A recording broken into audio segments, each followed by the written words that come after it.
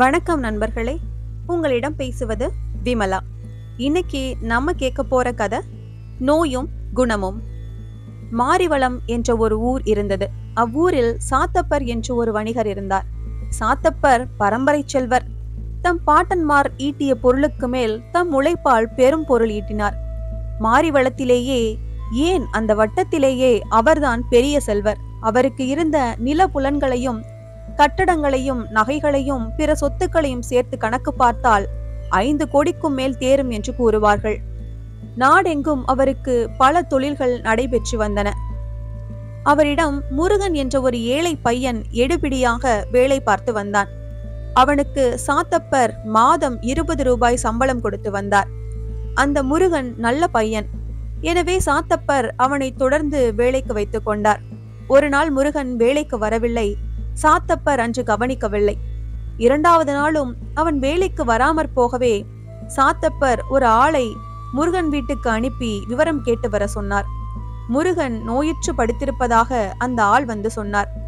மருத்துவரிடம் காண்பித்தானா, மருந்து வாங்கி உட்கொண்டானா என்றெல்லாம் சாத்தப்பர் அந்த ஆளை வினவினார். அந்த ஆள் அவ்விவரங்களை எல்லாம் கேட்டுக்கொண்டு வரவில்லை. பெரும்பாலான வேலைக்காரர்கள் அப்படிப்பட்டவர்கள்தாமே. சாத்தப்பர் தாமே முருகன் வீட்டுக்கு சென்றார். பணம் இல்லாததால் அவன் மருத்துவரிடம் உடம்பை காட்டவில்லை என்று அறிந்தார். அங்கிருந்து மருத்துவர் வீட்டுக்கு சென்றார். அவரை அழைத்து கொண்டு போய் முருகனை பார்க்க செய்தார். மருந்தும் கொடுக்க செய்தார். முதலாளி, இதற்கெல்லாம் தாங்கள் அலையலாமா?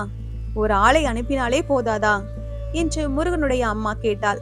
அம்மா, இது உயிரை பொறுத்த செயல், உள்ளத்தின் உணர்வை பொறுத்த செயல். இதற்கெல்லாம் வேலைக்காரர்களை விடக்கூடாது என்று சொல்லி சென்றார் சாத்தப்பர். அவருடைய அன்பை எண்ணி அவளும் முருகனும் உருகினார்கள். முருகன் விரைவில் நலம் பெற்றான். கருத்து: பெரியோர் தம்மை அண்டியவர்கள் எவ்வளவு தாழ்ந்த நிலையில் உள்ளவர்களானாலும் தம் மதிப்பை மறந்து அவர்கள் இருப்பிடம் சென்று துன்பத்தை நீக்குவார்கள். இந்த கதை உங்களுக்கு பிடிச்சிருந்ததுன்னா லைக் பண்ணுங்க, ஷேர் பண்ணுங்க, சேனலை மறக்காம சப்ஸ்கிரைப் பண்ணுங்க. அடுத்த கதையில சந்திக்கலாம்.